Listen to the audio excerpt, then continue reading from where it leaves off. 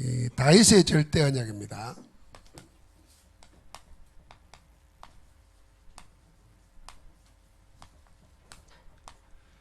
다윗의 절대 언약은 언약궤와 성전입니다. 오늘 특별히 사무엘하 7장 1절부터 17절, 또 역대상 22장에도 보면은 이 내용이 더 자세하게 나와 있습니다. 우리가 성경의 언약 계시 중심으로 보면은 하나님의 언약을 아담에게 먼저 주셨습니다. 생육하고 번성하고 땅을 정복하고 다스리라 그랬습니다. 이 언약을 놓치면서 하나님께 받은 모든 거 다 잃어버리고 빼앗겨 버렸습니다. 그래서 사단과 육신과 세상의 종이 되어 버린 겁니다. 그게 전적 타락인 창세기 3장입니다. 모든 것이 정복하고 다스린 것이 아니라 눌리고 시달리고 당하게 되었습니다. 하나님께서 절대 언약으로 빠져놓을 수 있는 길을 주신 게 메시아 언약입니다. 창세기 3장 15절. 이 언약이 그대로 노아에게, 이 언약이 그대로 아브라함에게, 그 아브라함의 자손들에게 400년이 지난 뒤에도 모세를 통해서 이 언약을 하나님이 기억하고 하나님이 성취시키십니다. 그래서 우리의 인생은 항상 하나님의 언약 속에 있으면 됩니다. 내가 뭘 열심히 하고 노력하고 애쓰는 것보다 더 중요한 것은 언약을 주시고 언약을 성취시키시는 하나님의 그 언약 속에 있으면 됩니다. 오늘 다윗이 그 언약 속에 있는 인물입니다.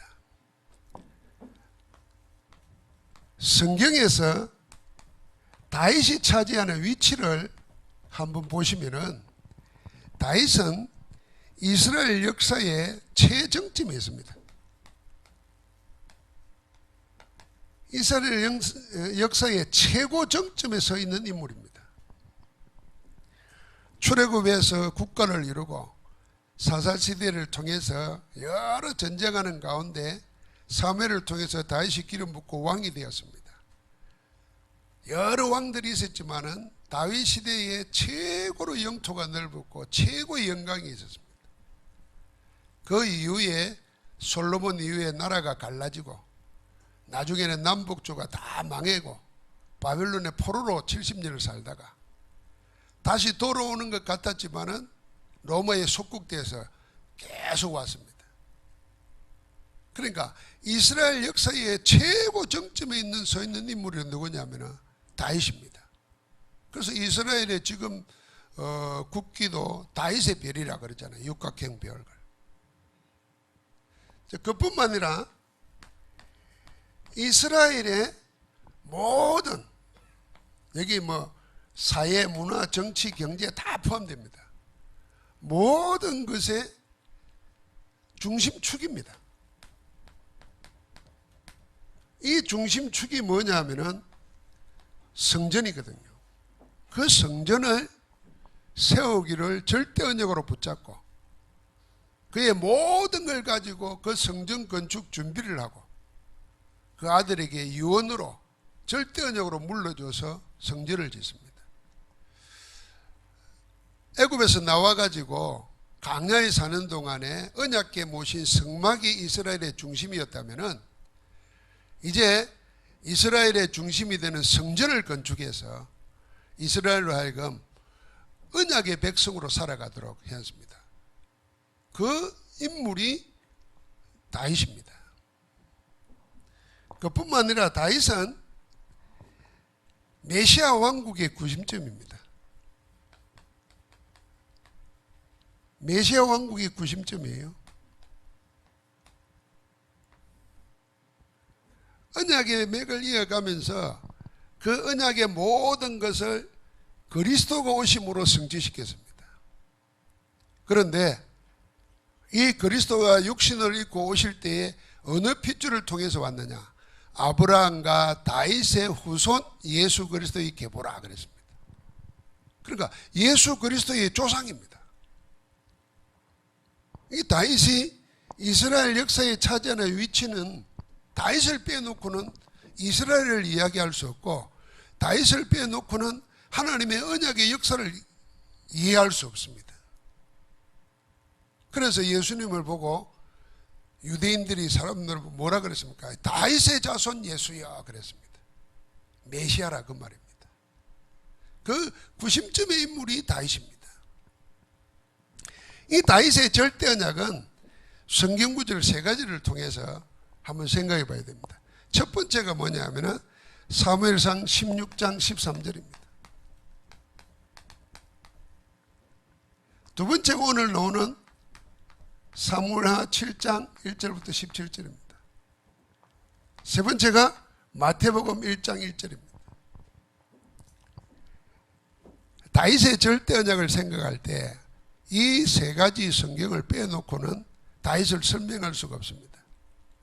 자, 사무엘상 16장 13절은 사무엘이 하나님의 부르심을 받아가지고 왕으로 세울 자를 찾아서 기름을 붓는 겁니다. 다윗의 형들이 다 왔는데도 사무엘이 볼 때는 다 좋은 사람이었어요. 그런데 하나님은 아니었습니다. 그때 유명한 말이 나오는 거죠. 사람은 예물을 보지만 하나님은 그 중심을 본다 그랬습니다. 그럼 마지막에 다윗이 올 때 하나님이 그다 그랬습니다. 그래서 사무엘이 기름 뿔병을 부어서 기름 뿔병을 분다면 안수하는 거죠. 구별하는 겁니다. 이날 이후로 다윗이 여호와의 영에 크게 감동된지라 그랬습니다. 이날 이후 하나님의 영에 감동됐다 그랬어요. 그것도 크게. 여러분, 우리가 우리 생이 날마다 뭐 해야 되냐면요, 하나님의 영의 감동을 받아야 됩니다. 예배 때마다, 말씀 들을 때. 이날 이후로 다윗의 생은 이날 이전과 이후로 구별됩니다. 그러면은 이날이 어떤 날인가 하면은 이날 이전에는 사무엘이 하나님이 세워주신 이스라엘의 지도자였습니다. 이 사무엘이 어릴 때부터 하나님의 성전에 들여진 바 되어서 늘 어디 있었냐면 하나님의 언약궤 옆에서 잠을 잤습니다. 그 시대가 어떤 시대였냐면요, 하나님의 말씀이 희미하고 말씀이 나타나지 않았다 그랬어요. 심지어는 제사장 엘리도 하나님의 말씀을 못 받았어요. 그래서 영적으로 흑암시대, 암흑시대였습니다. 제사장인 엘리의 두 아들은 하나님의 제사를 가지고 자기 육신의 욕심을 채우고 성전 안에서 간음을 행하고 완전 타락했습니다. 그런 때에 어린 사무엘이 하나님의 성전 언약궤 옆에서 잠을 잤어요. 여러분, 우리가 세상이 아무리 타락하고 영적으로 아무리 문제가 생겨도 우리가 언약 속에 있으면 사무엘처럼 승리할 줄 믿습니다. 저는 사무엘의 어린 시절을 보면서 뭔 생각했냐면요, 사무엘 옆에 제일 영향을 줄 수 있는 인물들이 엘리의 두 제사장이에요. 자, 엘리 늙어가지고 하나님의 음성도 못 듣지요. 말씀도 희미하지요. 영적 지도자가 그렇단 말이에요. 옆에 영향 입힐 수 있는 사람이 엘리의 두 아들이에요. 이들이 남봉꾼이에요. 그냥 제사도 예배도 뭔지도 모르고 언약이 뭔지도 모르는 거예요. 그럼 당연히 영향 있고 망해야 되는 거예요. 이 세상이 교육학이에요. 그런데 하나님은 어떻게 했어요? 그 엘리 어린애를 어머니의 언약 속에 태어나가서 어머니가 언약으로 기도하면서 에봇을 입히고 그는 언약궤 옆에서 잠을 자는 겁니다. 그러니까 사무엘이 이날 기름을 부으면서 뭘 전달했겠습니까? 다윗에게 언약의 비밀을 전달하는 거예요. 언약의 비밀을. 모세 어머니가 젖을 먹이는 동안에 뭘 전달했겠습니까? 젖을 떼고 나면은 바로의 궁중에 들어가야 되는데, 하나님과 대적하는 바로의 궁중에 들어가야 되는데 뭘 먹였겠습니까? 만약에 젖만 먹였다, 그럼 말이 안 되는 거죠. 그건 애미요, 애미. 어머니가 아니라 젖만 먹이는 거예요. 그럼 짐승하고 다를 게 뭐 있겠어요? 짐승도 새끼를 생각하더만요. 이번에 홍수 막 태풍 불었잖아요. 그래 강원도에서 산사태가 내가지고 쓰러졌는데 개가 새끼를 4마리인가 낳았는데요. 개가 계속 울더라는 거예요. 흙기 덮개가 다 죽은데 3일을 지났는데 사람들이 개가 울어서 찾아보니까 그 개가 2마리 새끼 2마리 놓은 거예요. 3일을 살아있었어. 싣고 이제 보호소로 가려고 하는데 개가 안 가는 거예요. 우는 거예요. 차를 타고도. 근데 차가 마치 고장이 나서. 그런데 보니까 또 울더라는 거예요. 새벽 음성 듣는데 보니까 거기 개가 또 2마리 살아있다는 거예요. 야, 그 개가요. 새끼가 그 땅속에 묻혀있고 나를 있는 동안에도 안 떠나고 알더라고요. 그래서요. 개보다 못한 뭐 이러잖아요. 많아요.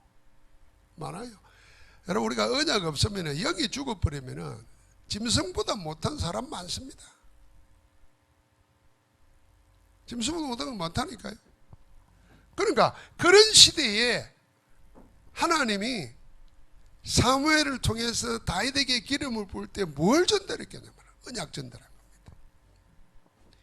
이 다윗이 아까 말했습니다. 다윗의 주변에 그 엘리와 2 아들 완전히 언약하고는 상관없는 자들이 이 속에서 다윗은 언약의 비밀을 전달받은 겁니다. 이게 하나님의 천명소명으로 받은 거예요. 그래서 오늘 나단을 불러가지고 나는 백학문 궁에 있는데 하나님의 언약궤는 저 바깥 바람 부는 휘장에 있다 그랬어요. 그러니까 너무 기뻐가지고 다윗이 하나님이 당신과 함께 하시니 왕이 원하는 대로 하시옵소서. 그날 밤에 하나님이 나단에게 다른 메시지를 주시죠. 그건 다윗을 거절하는 게 아닙니다. 다윗에게 새로운 절대 언약을 주시면서 다윗을 통해서 하시는 다른 일을 말씀하십니다. 성전 건축뿐만 아니라 그 후대를 어떻게 하시겠다는 걸 다 말씀하십니다. 오늘 이 언약궤 모세가 강야를 지나는 동안에 하나님이 성막을 만들어서 그 성막 중심으로 이스라엘의 모든 백성들이 진을 치게 만들고 그 성막에 구름이 내리느냐 떠오르느냐에 따라서 이스라엘이 길을 가기도 하고 머물기도 했습니다. 그러니까 강야 같은 세상을 살면서 우리는 어떻게 살아야 될까? 그걸 보여주는 게 모세의 강야에서 성막 지은 겁니다. 성막 중심으로 살았어요. 그게 하나님 중심이고 그게 교회 중심이고 그게 하나님의 성령 인도 중심이에요. 여러분 한번 생각해 보십시오. 하루 딱 눈을 뜨면 구름이 성막에 머물러 있는가 없는가 그거 확인부터 해야 돼요. 내 영적 상태부터 확인을 해야 돼요. 내 영적 상태부터. 길을 가다가도 구름이 내리면 그대로 서는 거예요. 내 계획이 없는 거예요. 하나님의 인도받는 거예요. 여러분 우리 인생이 정확하게 보면은 사람이 계획하고 계획하는 대로 되는 거 없습니다. 국가가 얼마나 훌륭한 사람들, 뛰어난 사람들이 모여가지고 국가를 운영합니까? 계획대로 되지가 않습니다. 자세히 보면은 하나님의 인도받는 것이 가장 행복한 길이고 편안한 길입니다. 그걸 눈으로 보여주는 거예요. 눈으로 보여주는 거예요. 눈으로 보여주는 겁니다. 그래서 우리가 인생 살면 살수록 하나님의 은혜를 사모해야 되는 거예요. 사모할 수밖에 없어요. 하나님 나를 인도하옵소서. 하나님 내게 말씀을 주셔서 내가 가야 될 바를 알게 하옵소서. 그 비밀 속에 있는 겁니다. 이 성막이 뭐였습니까? 3가지 위입니다. 위드와 임마누엘과 완네스를 보여주는 겁니다. 하나님이 이스라엘의 하나님이 되셔가지고 나와 함께하고 우리와 함께하고 그 안에 있는 모든 것이 합력하여 하나님의 뜻을 이루는 선한 일이 되도록 완내사하고 계시는 겁니다. 그걸 아예 눈으로 보게 만들었어요. 그 비밀을 가지고 강야를 살았습니다. 이제 역대상 22장 우리 지난번 성전 건축 헌신 예배할 때 봤습니다. 그리고 사무엘 7장 똑같은 내용입니다.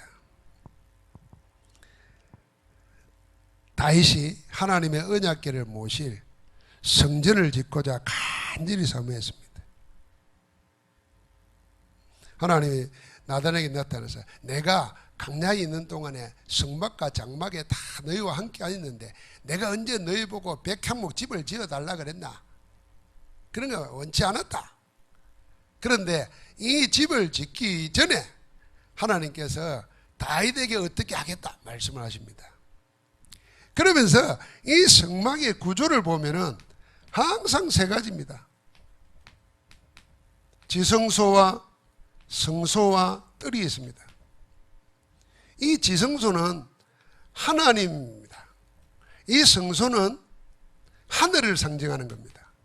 이 뜰은 땅을 상징하는 겁니다. 하늘 위에 하나님이 계시고 그 하나님 아래 하늘이 있고 그 아래 땅이 있습니다. 이게 성경 구약시대 때의 사람들의 우주관이었어요. 그러니까 세상을 천지만물을 창조하실 때 하나님이 계시고 하늘이 있고 땅이 있는 것처럼 성전도 그런 구조로 지었다고 말이에요. 이거 우리 영적인 삶하고 똑같아요. 그래서 하나님이 계시는 하늘의 지성소에 뭐가 있습니까? 언약궤가 있습니다. 이 언약궤에 하나님의 말씀 십계명 두 돌판이 있고 이스라엘 아론의 쌍난 지팡이가 있습니다. 하나님의 인도와 능력을 보여주는 겁니다. 그러면서 만나가 있어요. 하나님의 인도하셨다는 겁니다. 하나님이 함께 하시면서 우리를 책임지시는 거죠.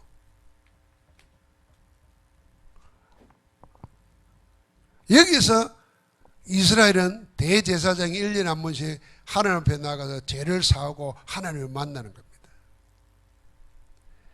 이 지성소는 하늘을 상징하면서 이거는 구원받은 이스라엘 백성들에게 나타내신 하나님입니다. 신자들에게 나타나는 하나님이에요. 여기에 뭐가 있습니까? 여기에 등잔 불이 있고 여기에 떡상이 있고 여기에 분향단이 있습니다. 이게 신자들에게 나타내신 하나님이라니까요. 하나님께서 그리스도를 통해서 빛으로 오셨습니다. 흑암 가득 온 곳에 빛으로 오셨어요. 그 빛을 받아가지고 우리가 사는 겁니다. 그 빛 안에서 무엇입니까? 하나님의 떡, 양식이고 말씀입니다. 먹고 사는 겁니다. 그러면서 우리의 기도를 하나님께 드리는 겁니다. 자, 빛 안에서 하나님의 말씀과 기도로 우리가 강건해지고 치유되고 회복되는 것입니다. 그 비밀이 일어나는 것이 성소입니다. 그게 오늘날 예배입니다. 뜰은 뭡니까? 세상에 나타내신 하나님이십니다. 세상에 나타내시는 거예요. 그래서 이 성전 뜰에는 이방인이 뜰이 있습니다. 지금 말하면 237이에요. 이 성전 뜰에는 여자와 다른 어린아이들과 하는 뜰이 있어요. 그게 렘넌트들 위한 뜰이에요. 그리고 그 안에서 다 치유의 역사가 일어났어요. 237과 렘넌트들과 치유를 잃어버린 곳이 뭐냐 하면 예수님 당시의 성전이었습니다. 그래서 뒤집어 엎었잖아요.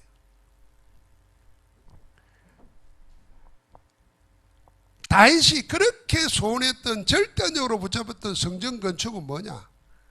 하늘의 하나님과 구원받은 신자들과 구원받아야 될 세상을 향해서 하나님이 눈으로 나타내 보여주고 몸으로 의식으로 행해서 나타내시는 하나님의 절대 언약의 상징입니다. 이걸 짓기 위해서 모든 걸 준비했잖아요. 그래서 다윗의 마지막 올인 헌신이 뭐냐면 성전 건축입니다. 우리가 성전 건축할 때 세 사람을 이야기했지 않습니까? 아브라함과 다윗과 예수 그리스도. 그 마태복음 1장 1절입니다. 아브라함은 이 성전 지을 처소에서 뭘 했냐면 마지막 올인을 했습니다. 마지막 테스트. 다윗은 마지막 올인을 했습니다. 헌신했습니다. 모든 걸. 심지어는 자기 아들에게 하는 유언도 이거였습니다. 예수 그리스도는 마지막 자신을 드렸습니다. 십자가에서 들으시고 모든 언약을 성취하셨습니다. 그 모든 상징들이 성전이라니까요. 그래서 우리 당대에 성전의 의미를 알고 성전을 누리고 사는 것이 영적 신앙생활의 성령 충만입니다. 미국에서 이렇게 문자 올라온 거 보니까 코로나니까 예배를 다 못 드리게 하니까 어떤 사람이 질문을 했어요. 하나님, 교회가 없어졌습니다. 이러니까 하나님이 그렇게 표현을 했더라고요.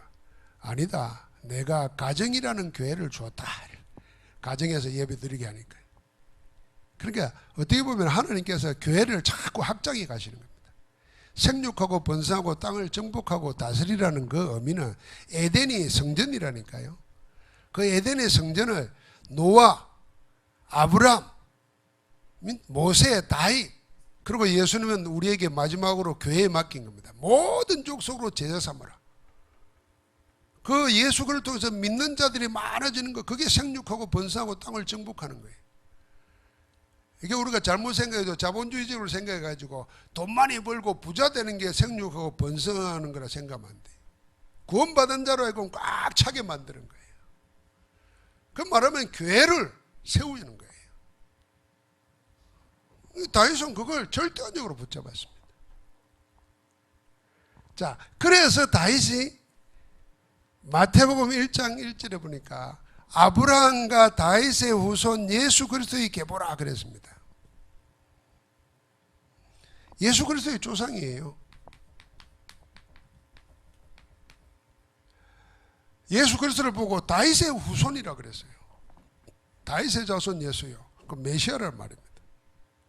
자, 오늘 말씀의 사무엘 7장에 그 축복이 나옵니다. 성전 건축은 피를 흘려서 네가 못하지만은 내가 네 집을 세워준다 그랬어요. 11절에. 전에 내가 사사에게 명령하여 내 백성 이스라엘을 다스리던 때와 같지 아니하게 하고 너를 모두 원수에게서 벗어나 편히 쉬게 하리라. 여호와가 또 내게 이르기를 여호와가 너를 위하여 집을 짓고. 하나님께서 다윗의 집을 지어준다 그랬어요. 아니, 다윗은 하나님의 집을, 성전을 지으려고 하는데 하나님이 뭐랄까, 내가 너의 집을 지어주겠다 그랬습니다. 여러분, 이 축복 찾아 누려야 됩니다. 내가 내 집을 지으려고 우리는 발부둥 치잖아요. 그런데 하나님이 내가 너의 집을 지어주겠다. 이 집이라는 게 건물만 말하는 게 아닙니다. 가문의 후손들까지 나중에 나오잖아요. 영원토록 견고하게 만드는 것입니다. 그러면서 더 중요한 말씀을 하십니다.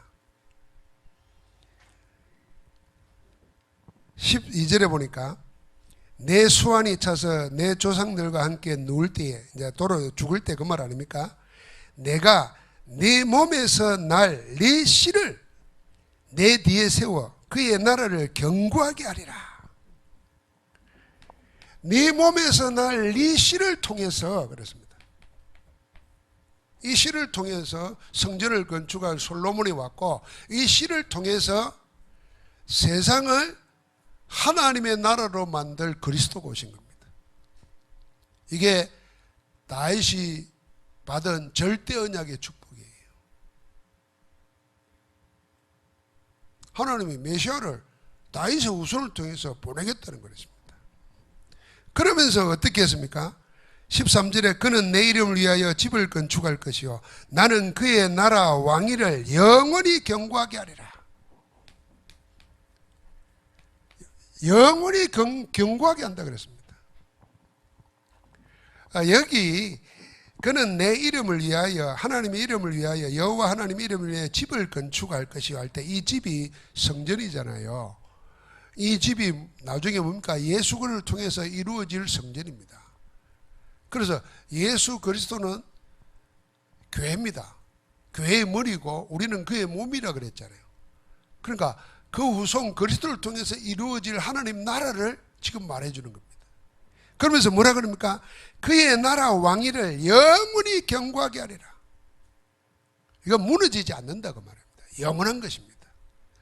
여러분, 무너지지 않을 영원한 지배에 거하는 백성이 누구냐? 구원받은 하나님의 사람, 그리스도의 사람인 우리인 줄 믿습니다. 그러니까 무너지지 않는 거예요.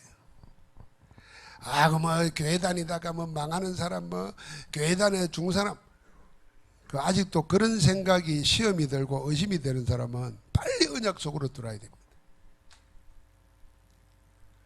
교회는 망하는 법이 없습니다. 지금 하나님이 교회를 진짜 사람 많이 모이는 곳이 교회가 아니고 진짜 복음 가지고 하나님의 생명 가지고 이 복음의 진리만은 오직하고 이 속에 재창조의 축복, 유일성의 축복을 누리는 참 교회를 하나님이 가려내시는 거예요. 하나님이 늘 그러셨어요. 그러니까 절대로 흔들리지 말아야 돼요. 오늘 2부 예배 때 메시지 언약 속에서 나올 겁니다만은요. 우리가 자꾸 쓸데없는 데 관심 가지고 있다가, 이 쓸데없는 관심이란 말은 무슨 말이냐면 주님이 관심하는 것에 대한 관심이 있어야 되는데, 제자들은 주님의 관심하는 데서는 전혀 관심 없고 세상 관심하는 것에 자기 관심을 하다가 구지점 당하는 겁니다. 주님의 관심이 어디 있냐 말이야. 하나님의 시선이 어디 있냐 말이야. 다윗은 그걸 딱 붙잡은 겁니다. 그러니까 하나님이 기뻐가지고 너는 피를 많이 흘려서 건축을 못하지만은 내가 네 집을 지어주겠다는 거예요. 세상에 이거 마음 바로 먹었고 기도 제목 바로 잡았는데 복을 그냥 받는 거예요. 그 정도가 아니잖아요. 네 시를, 그리고 그 집을 영원히 견고하게 해주겠다는 거예요. 무너질 때 무너질 수가 없습니다. 그래서 오늘 결론으로 우리가 다윗의 생을 한번 잘 생각해 보십시오. 다윗은 목동으로 있을 때도 형들이 다윗을 이해를 못했습니다. 나중에 갔을 때는 네가 교만하다 그렇게까지 말할 정도였잖아요. 형들이. 심지어는 국가를 위기에서 건져냈는데도 왕이 자기를 시기 질투해가지고 죽이려고 합니다. 나중에 말년에는 자기 몸에서 난 자기 아들이 왕위를 뺏으려고 반역을 일으킵니다. 실제로 죽이려고 합니다. 그러니까 생을 살면서 늘 적들에게 둘러싸여 있었어요. 하나님이 함께 하시는데도 적들에게 둘러싸여 있었다니까요. 그런데 그 적들에게 한 번도 패배하지 아니하고 승리했습니다. 이기고 살았어요. 고난 오고 시기 질투 오고 싸움이 오고 하는데도 왜 이렇게 승리할 수 있었느냐? 다윗은 놓치지 않은 게 하나 있습니다. 그게 뭡니까? 그게 절대 언약이에요. 세 가지 절대. 절대 언약, 그 언약 안에서 절대 여정, 절대 목표 붙잡고 그 속에 있었습니다. 사단은 이제 다른 표현으로 말하면은 사방에 적들을 두가지고 막 괴롭히게 만들어가지고 뭘 놓치게 만드느냐? 이 절대 놓치게 만드는 거예요. 그러니까 언약을 하나님이 주시고 언약 속에 있는 자를 하나님 지키신다는 것을 우리가 모르면은 당장 눈에 보이는 시달리는 거, 방해받는 거, 어려움 오는 거, 거기에 눈 돌아가 버려요. 그건 그냥 사실 가만히 놔둬도 돼요. 다윗은 어떻게 했냐면 피해 다녔다니까요. 그래서 제가 늘 말하잖아요. 다윗에게 있어서 적이 둘인데 하나는 골리앗이고 하나는 사울왕이에요. 골리앗은 때려 죽이면 돼요. 적이니까 다 좋아해요. 그런데 사울왕은 때려 죽일 수도 없어요. 그렇다고 맞아 죽을 수도 없잖아요. 그러니까 이럴 수도 없고 저럴 수도 없는 거예요. 이런 적들이 우리에게 많다니까요. 교회 안에 있고 집 안에 있고 가까운 사람한테 있어요. 이게 남이라면 뭐 때려 죽이면 좋은데 자식이라 처자식이고 마누라고 남편이라 이럴 수도 없고 저럴 수도 없고 교회 안에서도 마찬가지예요. 교회 안에 사람들을 사울 왕처럼 생각해야 되는데 골리앗처럼 다 때려 죽이려고 그래. 미우나 고나 하나님의 가족이고 천국에서 영원히 살아야 될 사람이라. 그러니까 이럴 수도 없고 저럴 수도 없을 때 다윗은 어떻게 했습니까? 도망 다녔어요. 맞서 싸우지 않고 도망 다녔어요. 싸워서 이길 수 있는데도 사인만 보냈어요. 그러면서 뭐 했습니까? 다윗은 이 언약 안에서 그걸 누렸습니다. 그 누린 증거가 뭡니까? 시편의 시를 쓰고 노래를 하고 찬양을 지었습니다. 그래서 우리가 말하는 대로 미리 보고 미리 갖고 미리 누리고 미리 정복하고 미리 성취한 것을 확인한 겁니다. 그래서 다윗은 시편을 통해서 모든 노래를 다 했어요. 그 시편에 노래하는 가운데 성전에 대해서 어느 정도 노래했습니까? 하나님의 성전을 생각하면서 노래하기를 시편 27편 4절에 보니까 내가 여호와 하나님께 구하는 한 가지 일이 있다 그랬어요. 그 한 가지 일이 뭡니까? 내가 여호와의 집에 살면서 여호와의 아름다움을 노래하고 그의 성전에서 사모하는 그것이라 그랬어요. 그러니까 왕이 되고 나서도 백향목궁에 자기 살면서도 하나님의 성전을 생각했다니까요. 여러분 얼마나 아름답습니까? 평생에 자기가 구하는 거 한 가지 있다는 거예요. 한 가지. 그게 뭡니까? 하나님의 집에 살면서 여호와의 아름다움을 노래하면서 하나님의 아름다움을 찾으시기 바랍니다. 우리 얼굴 쳐다보고 자연 만물 쳐다보고 그게 아니고 하나님의 아름다움, 그걸 노래하면서 여호와의 전에서 여호와의 성전에서 사모하는 그것이라.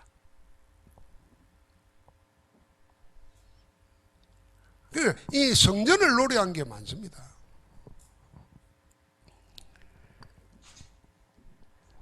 다시 한번 정리하면 우리 다윗의 생애가 우리 생애입니다.